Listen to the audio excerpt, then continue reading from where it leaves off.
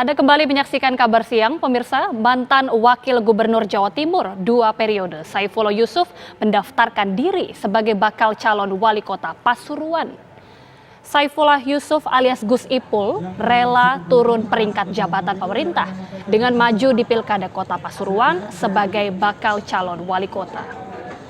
Gus Ipul mendaftarkan diri ke KPU Kota Pasuruan menggunakan becak sambil diiringi sholawat hadrah. Gus Ipul dan pasangan wakilnya, Adi Wibowo, maju dengan bekal dukungan dari Golkar, PKB, PAN, PKS, dan P3.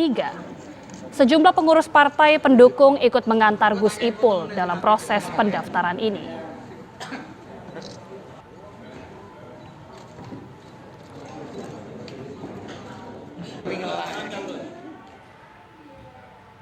Ya, sementara itu pasangan independen bakal calon wali kota dan wakil wali kota Solo, Bagio Wahyono, Efek Suparjo atau Bajo ini mendaftarkan diri ke KPU Solo Minggu siang.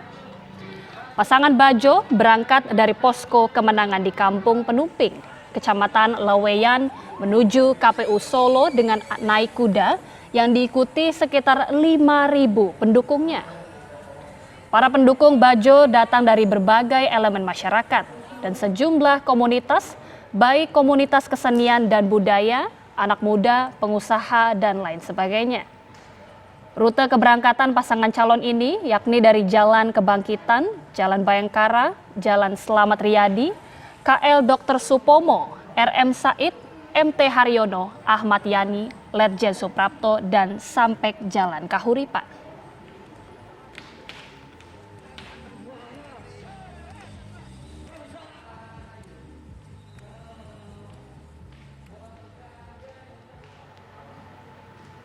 Kita kemudian akan memperbaharui informasi terkini. Kita akan menuju ke dua rekan di mana ada di KPU Surakarta, Jawa Tengah ada Arga Dumadi.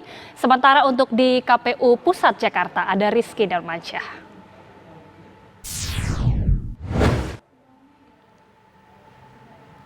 Kita ke Surakarta terlebih dahulu di mana ada Arga Dumadi di sana. Arga, bagaimana dengan suasana pendaftaran di sana?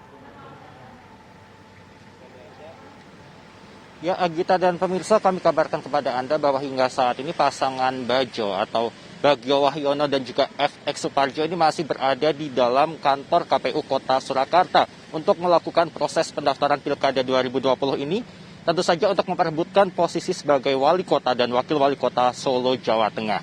Dan dapat Anda saksikan sendiri di belakang saya, ini masih banyak pendukung dari Bajo ini yang menunggu di sekitar area KPU Kota Surakarta dan disebut-sebut jumlah pendukung yang mengikuti iring-iringan ke KPU Kota Surakarta ini sendiri mencapai ribuan orang begitu.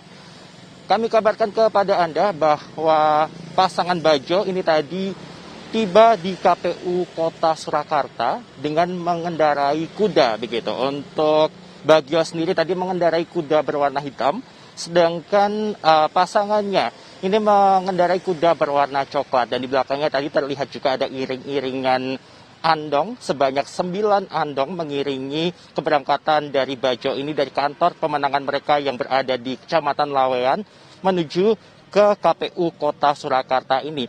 Dan juga di belakang andong tadi ada banyak sekali iring-iringan para pendukungnya yang berjalan kaki setidaknya sejauh 3 km begitu pemirsa. Dan informasi yang kami dapatkan memang Bajo ini sendiri sebelumnya sudah dinyatakan untuk lolos verifikasi faktual begitu sehingga mereka rasa yakin untuk mendaftarkan diri mereka ke KPU Kota Surakarta pada hari ini, yang mana hari ini merupakan pendaftaran hari terakhir Pilkada 2020. Pasangan Bajo ini sendiri nantinya akan melawan pasangan Gibran Rakabuming Raka dan juga Teguh Prakoso yang sudah melakukan pendaftaran terlebih dahulu pada hari Jumat lalu, yaitu pada tanggal 4 September 2020. Yang mana pasangan Gibran dan juga Teguh ini didukung oleh partai-partai besar seperti PDI Perjuangan, kemudian juga Golkar, Gerindra, PKB, P3, PAN, dan juga PSI. Sedangkan untuk pasangan Bajo sendiri ini merupakan pasangan independen, yang mana mereka ini didukung oleh sejumlah elemen masyarakat dan juga organisasi bernama Tikus Piti. Untuk sementara demikian dari Solo, Jawa Tengah, kembali ke Jakarta bersama Agita. Baik, suasana pendaftaran di sana di mana pasangan Bajo masih berada di sana beserta dengan para pendukungnya.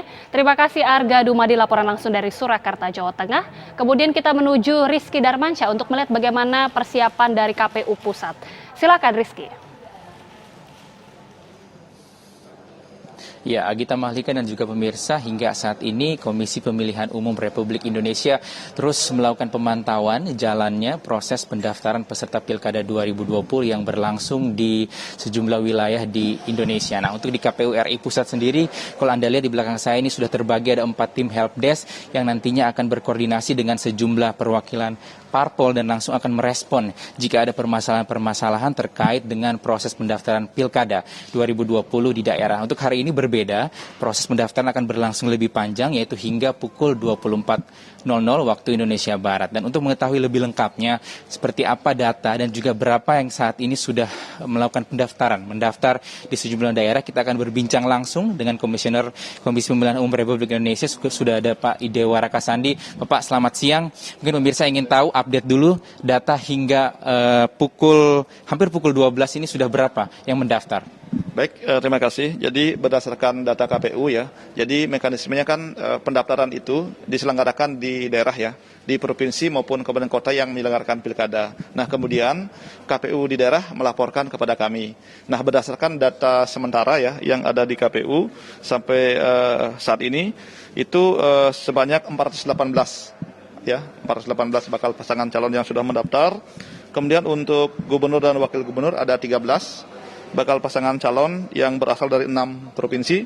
Untuk bupati wakil bupati ada 348 ya bakal pasangan calon dari 175 kabupaten.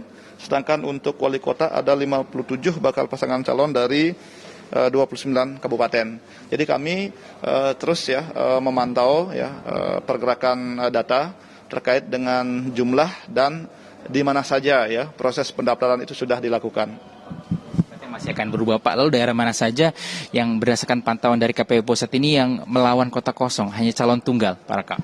Begini, kami sedang menginventarisir ya, karena kami nanti malam juga akan melakukan rapat koordinasi dan evaluasi dengan provinsi dan kabupaten kota yang di mana ya di daerahnya itu hanya ada satu bakal pasangan calon yang mendaftar. Nah, ini menjadi penting karena ada ketentuan di dalam peraturan KPU ya. Misalnya bagaimana tentang masa perpanjangan, kemudian tentang penundaan tahapan, ada tahapan sosialisasi dan seterusnya. Jadi ini agar dapat dipedomani dan dilakukan dengan baik oleh daerah-daerah. Jadi hari ini memang belum kita pastikan ya, tapi nanti setelah menjelang pendaftaran itu ditutup ya, tentu kami sudah akan mendapat informasi untuk kita kemudian berkoordinasi dengan KPU Provinsi dan Kabupaten Kota. Terkait dengan masa perpanjangan ini menjadi wewenang KPU daerah atau pusat, Pak? Jadi nanti begini, akan diatur di dalam mekanisme tahapan ya.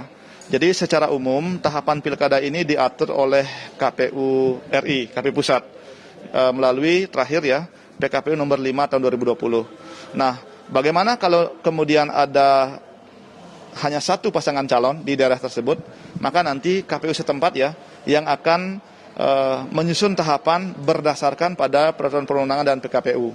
Jadi misalnya kapan dilakukan penundaan ya, kemudian kapan dilakukan sosialisasi kembali, kemudian selanjutnya dibuka kembali pendaftaran dan seterusnya. Karena ini nanti tentu hari per harinya akan ada sedikit perbedaan jika dibandingkan dengan tahapan yang mana ada lebih dari satu bakal pasangan calon. Tetapi nanti pada akhirnya kita berharap ya penetapan ya pasangan calon di seluruh daerah itu bisa dilakukan secara serentak ya, harapan kami mudah-mudahan tidak ada kendala, yaitu pada tanggal 23 September 2020.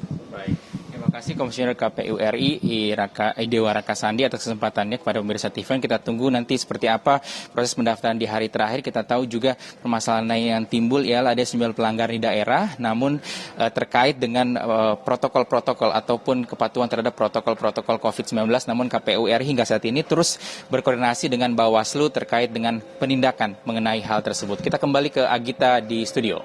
Baik, Rizky Darmansyah laporan langsung dari KPU Pusat dan tadi ada Arga Dumadi dari Surakarta, Jawa Tengah. Terima kasih rekan-rekan. Pemirsa, selepas jeda kami kembali dengan informasi kondisi terkini banjir di Kabupaten 50 Kota Sumatera Barat. Sesaat lagi di Kabar Siang.